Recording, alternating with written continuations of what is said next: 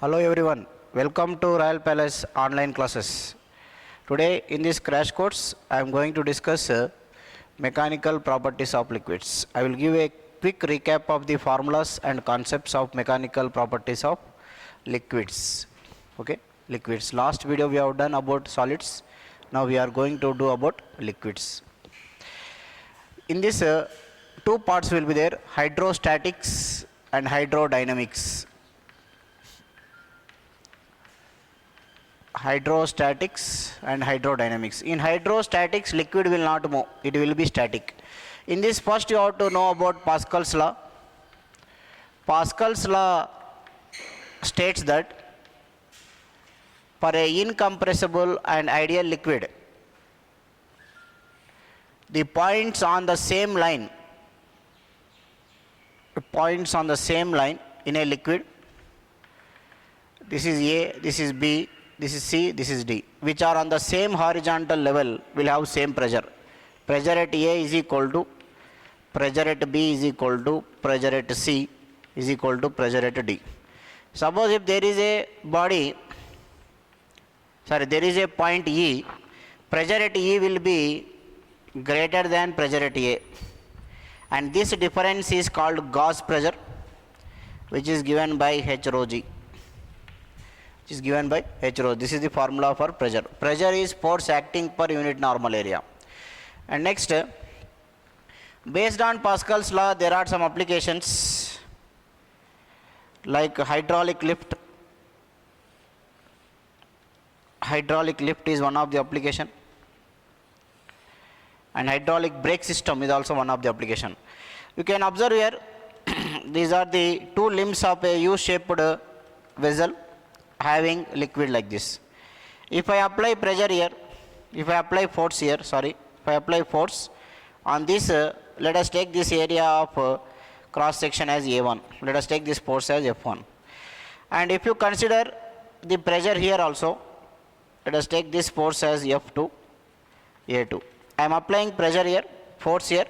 This two, according to Pascal's law, these two are same horizontal level. We are taking an ideal incompressible liquid.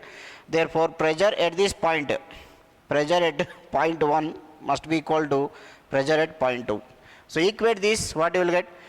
F1 by A1 is equal to F2 by A2. Now, here by this diagram it is very clear that A1 is greater, A2 is less. So, from this what I can write? F2 is equal to F1 A2 by A1. F1 is equal to, from this F2 is equal to F1 A2 by A1. So, A2 is less, A1 is greater. From this you can write F2 will be less than F1. That means a small force is converted into a large force here. You can observe here F2, A2 is less than A1, means denominator is more. So, F2 is less than F1. From this you can understand very clearly F2 is less than A1. If this is A2, if you take it as 1 centimeter square, this will be, let us take 100 centimeter square. So, F2 is equal to F1 by 100, means F2 is less than F1. A small force here, if I apply a small force here, that is converted into a large force here. That is the principle of hydraulic lift, and this is called mechanical advantage. Best example for this is your jockeys of car. You can lift the car by just applying a small force. The company will provide you one jockey. Whenever your car tire gets punctured, you have to lift that car. So, to lift that car, just you apply a small force, that car will be lifted. That means a small force is converted into a large force. Even when vehicle is going very fast, if you apply a small force on your brakes, then that vehicle will stop. That is called mechanical advantage. This is known as hydraulic machines. Here we can use air. Air is also a type of fluid, or you can use any fluid.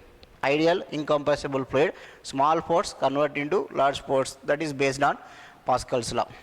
And next is Archimedes principle. Archimedes principle. See, Archimedes principle is an accidental principle. Most of the discoveries or inventions in science are accidental. Chance favors the prepared mind. So, this principle, if you see the story, the king has got one doubt that whether the goldsmith has mixed anything in his crown, whether my crown is made up of gold or not. King got doubt. Then king asked all of his ministers to find whether my crown is made up of gold or not. So that doubt was solved by a scientist called Archimedes. So what Archimedes says, if a body is either partially or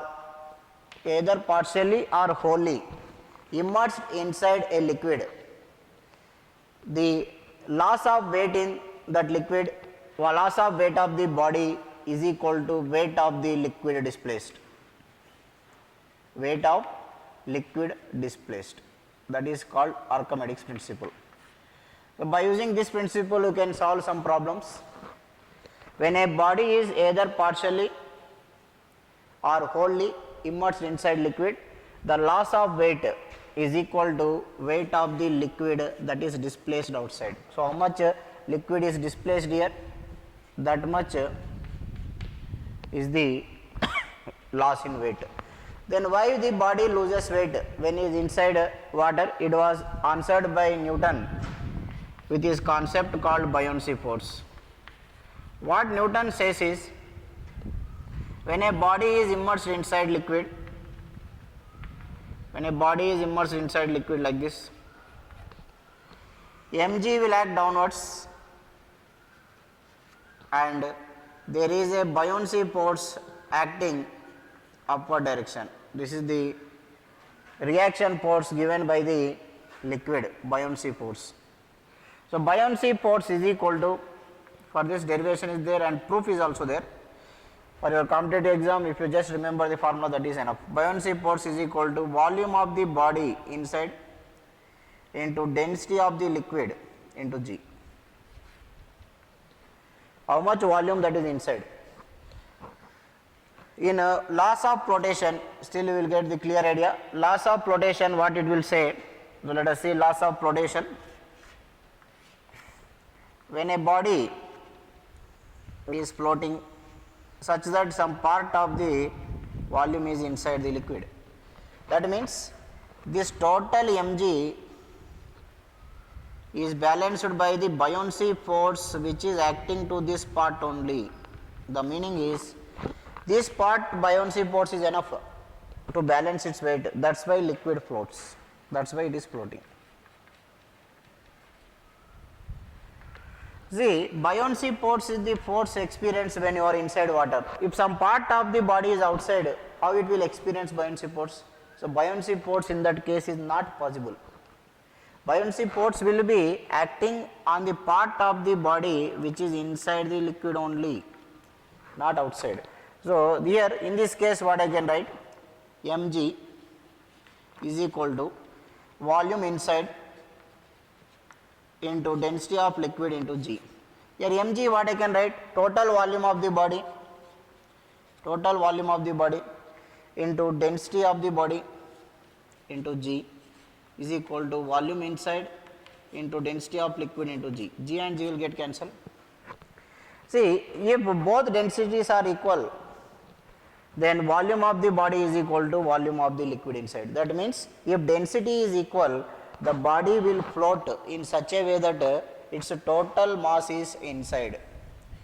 Body will float like this. Body is floating like this. Float like this. If density of the body is greater than density of liquid, body will sink. If density of the body is greater than density of liquid, body will sink to the ground. If density of liquid is greater, here density of body is greater than density of liquid, here whereas density of body is equal to density of liquid, If density of liquid is greater than density of body is less than density of liquid, then what happens? It floats. Maybe total it may flow outside or some part may be inside. This is law of flotation. That means what we have to remember when you are solving your problems is this much part is enough to balance its weight. That's why body is floating. Then what will be the loss in weight? Mg is its total weight. Mg is the total real weight. Buoyancy force you subtract, then you will get loss in weight. So because of buoyancy force only we are losing weight. This was successfully explained by Newton. Okay, and next is density, relative density. What is relative density? Density of water. Density of body by density of water is called relative density. Density of body divided by density of water is called relative density. Or loss of weight of a body in a liquid divided by loss of weight of a body in water is called relative density. And next, density of mixtures. Density of mixtures. Density of mixtures. Density of mixtures, suppose there is a mixture containing two masses M1 and M2 are mixed to form one mixture. Then density is equal to total mass by total volume. Total mass by total volume. Density is equal to mass by volume. Here total mass by total volume. So total mass is M1 plus M2. Total volume is V1 plus V2. The thing is here, if he has given only densities, then how to find the density of the mixture? You can, let us take equal masses are mixed. M1 is equal to M2 and one is having density rho 1, other is having density rho 2. So this I can write 2m divided by volume is equal to mass by density is equal to mass by volume. Volume is equal to mass by density.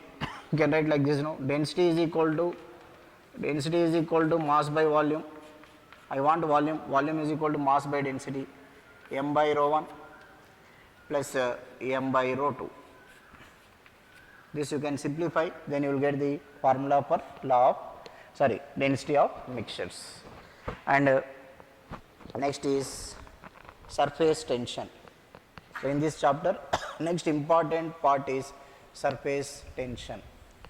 So in mechanical properties of liquids, you can expect at least one question for JEE Mains and NEET, and most probably every time they are giving these questions having more applications, that is of some higher level. So you have to understand very clearly what is surface tension. Surface tension is, the name itself indicates, it is the tension at the surface. Tension at the surface of what? Surface of liquid. The outer layer of a liquid acts like a stretched membrane. Insects can walk on liquid because of surface tension. Raindrops are spherical because of surface tension.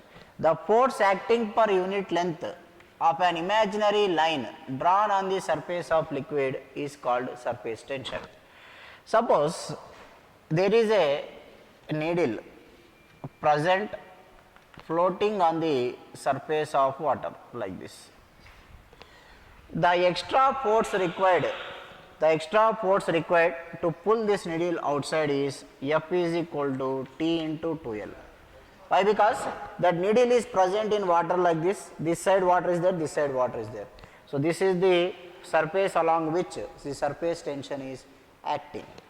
Instead of this needle, suppose if I keep a rectangular wire frame or a rectangular lamina, first we will keep rectangular lamina, rectangular cardboard sheet I am keeping inside, liquid. So this is a rectangular cardboard sheet which I kept in water. This water is present throughout its perimeter. So surface tension will act towards its perimeter. Therefore, the force required to pull this is equal to F is equal to T into perimeter of rectangle, that is 2 into L plus B. So this is how you have to solve your problem. Suppose if I keep one wire frame, wire frame is there means inside also water will be there. Wire frame means it is hollow only. So inside water will be there, outside water will be there. Therefore, force required is equal to T into 4 into L plus B, 2 times of the perimeter. If you keep a ring, 4 pi r you have to multiply. If you keep a circular disc, you have to multiply with 2 pi r.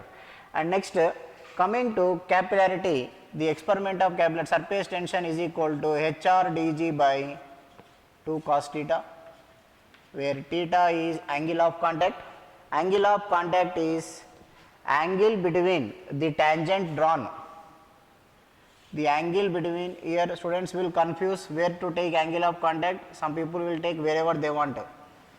So what is angle of contact means? See, whenever a liquid is present inside a capillary tube, it will experience capillary rays. Even in your botany you will study, because of capillary rays only we will have transpiration. So capillary rays will be there. So here this is the point of contact. Let us see, this is the point of contact. Here you draw one tangent like this. You have drawn the tangent, and the angle between the tangent at the point of contact of liquid with solid within the liquid is called as angle of contact. The angle between the angle at the point of contact, you see, angle between the point of contact and the surface measured within the liquid. Some people will take this also as angle of contact. This is wrong. It is measured outside, measured within the liquid. The reason for surface tension is the molecules which are present at the surface will have the difference in their forces. That means some force is there. That's why they are said to be at tension. So this is angle of contact. So angle of contact for water will take it as 0. Then remaining if they give other liquids, they will give in the problem. So this is capillary rays method. And next, excess pressure. Excess pressure inside a soap bubble is 4T by R. Excess pressure inside a water drop is, this is for bubble, this is for bubble. Excess pressure inside a water drop is 2T by R. This is for drop, water drop.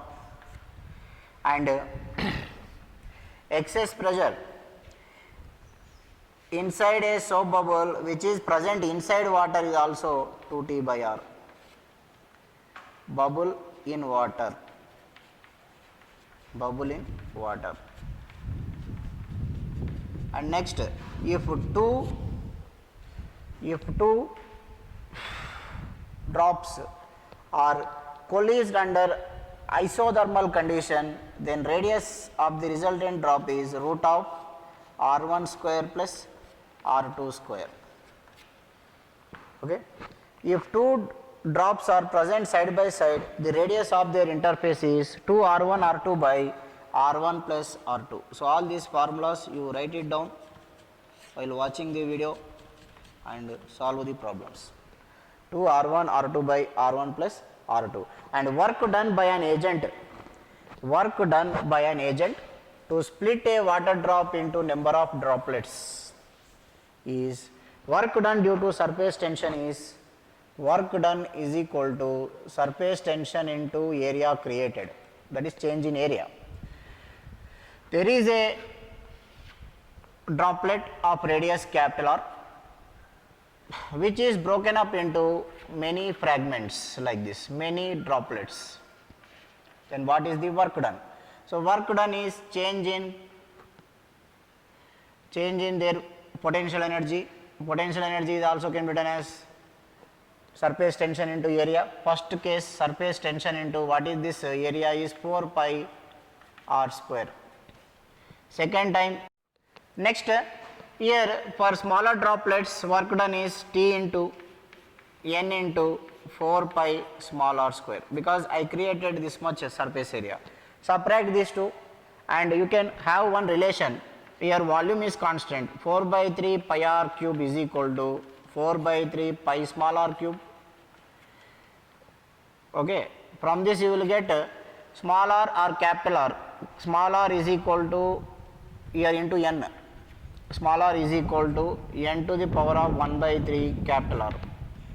So you can substitute small r as n to the power of this, you take it as potential energy 1, this you take it as potential energy 2, then work done is equal to potential energy 2 difference of potential energy 1.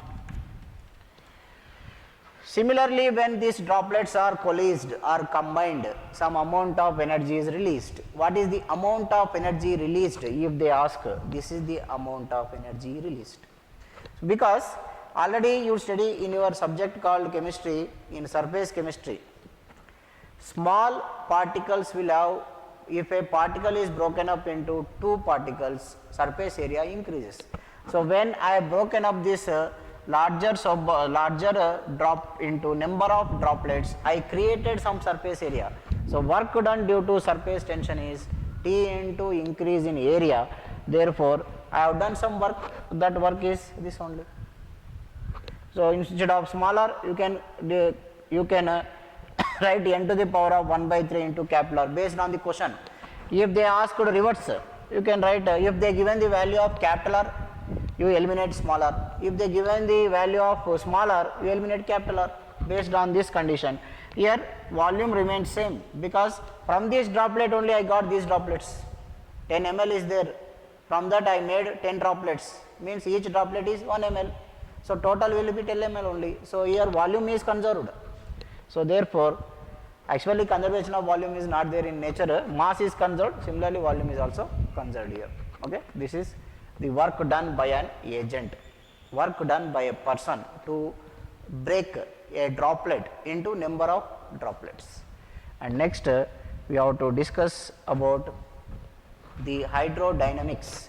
In hydrodynamics, what happens? Liquid will flow. Liquid will flow whenever there is pressure difference. Similarly, you already studied in second year of your PUC that current will flow whenever there is potential difference. And also in the last chapter of your PUC first year, in transmission of heat, you studied that heat will flow whenever there is temperature different. So all these are equal. We can equate this. So in hydrodynamics, first you will study about streamline flow and turbulent flow. Streamline flow means the all particles on the same level will have same velocities. Okay, at the same point of cross section they will move with same velocities. Turbulent flow, they will move in zigzag manner. Eddies, formation of eddies is nothing but turbulent flow. And next afterwards you have to study about Bernoulli's principle. Bernoulli's principle. According to Bernoulli's principle, P plus rho half rho v square plus h rho g is always equal to constant for a liquid. Okay. If they are in same level, pressure difference P1 minus P2 is equal to half rho v square. This is the principle used in dynamic lift. In case of aeroplane, pressure on the top will be less, pressure on the bottom will be more, then the aeroplane will get lifted up. That is the principle of Bernoulli. Similarly, when you are standing, otherwise if a vehicle is moving very fast on a mud road, once vehicle passes, you can observe that all the mud which is present side of the road will come and fall on the road. That means when you create some velocity, when you create some pressure difference, liquid will move with that pressure difference only. Let us assume this is the wing of the aeroplane. Here I made less pressure, here I made more pressure, that wing will get lifted up because the liquid below wants to go upwards. So this is also the principle used in aerodynamic lift based on area also. Force on the top, P1 you can write F by A1, P2 you can write F by A2. Based on that you can calculate aerodynamic lift also. And next, by using Bernoulli's principle, there is another principle called Torricelli's principle. Torricelli's principle. In this Torricelli principle, what happens? There is a liquid. If there is some small hole inside this liquid will fall here. In this case, we have to treat this liquid as freely falling body. Time taken is under root of 2h by g for a freely falling body. This is h. Okay. Then if you want range, velocity at this point will be, if you take total height as capital H, velocity at this point will be under root of 2g into capital H minus small h. If you want range, if you can take this as horizontal projectile, v into t, this is the range. And next is equation of continuity. Before this Bernoulli's principle only equation of continuity is there, but why I discuss Bernoulli's, because it is more important for competitive exams. Next will be equation of continuity. A1 V1 is equal to A2 V2. Where there is more area, less velocity, A1 V1 plus A2 V2 is equal to constant, or A1 V1 is equal to A2 V2. This is equation of continuity. Next, Poiseuille's equation, volume flown per unit time if you take 1 is pi p r to the power of 4 by 8 eta L, where eta is coefficient of viscosity. What is viscosity? Is viscous force is equal to, or otherwise what is viscosity means the force which opposes the relative motion between two layers of a liquid is called viscosity. Viscous force depends upon the velocity gradient dV by dx. Viscous force depends upon dV by dx, then viscous force is equal to NA dV by dx, where this is coefficient of viscosity.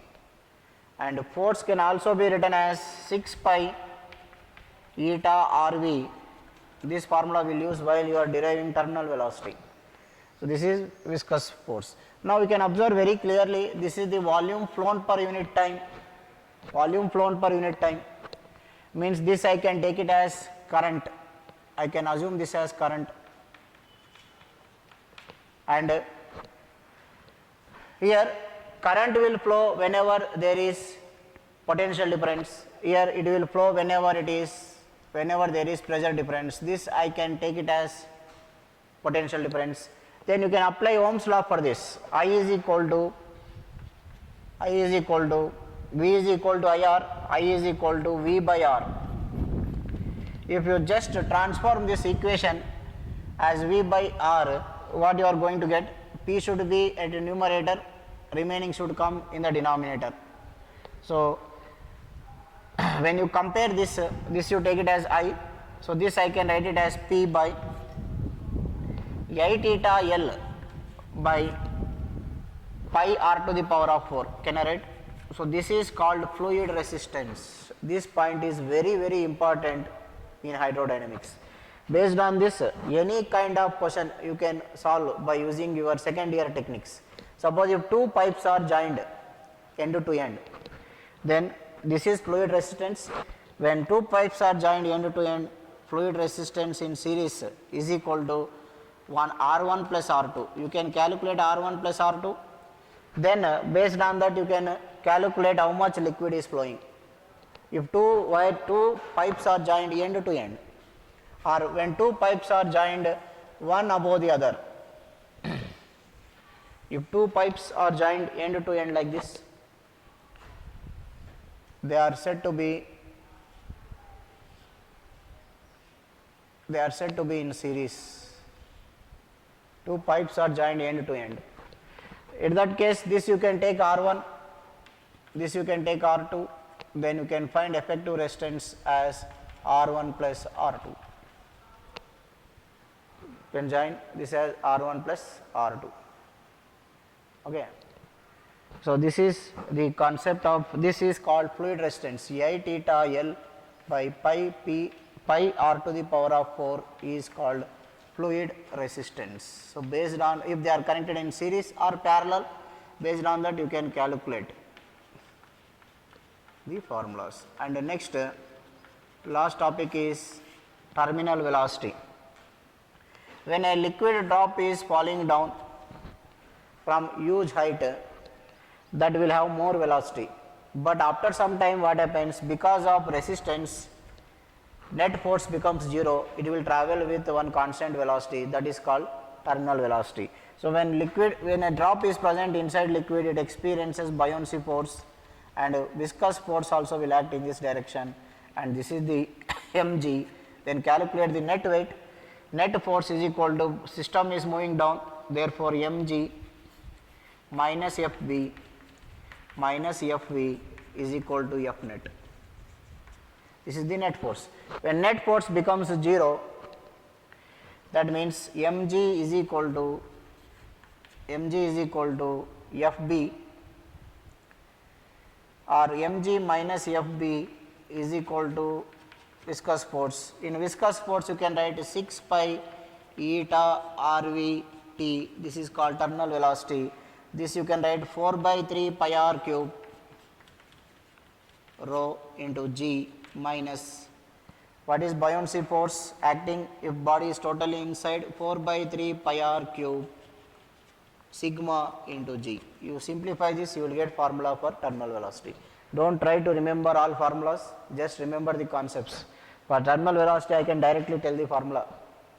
The thing is, you should able to derive in the exam. Terminal velocity means the final velocity or the constant velocity with which a body travels inside a liquid, inside a fluid.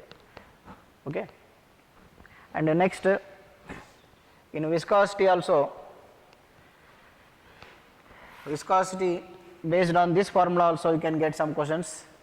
It is an opposing force which opposes the relative motion between the two bodies which are in contact with each other, and this formula you have to remember very carefully, that is volume flown per unit time, nothing but fluid current.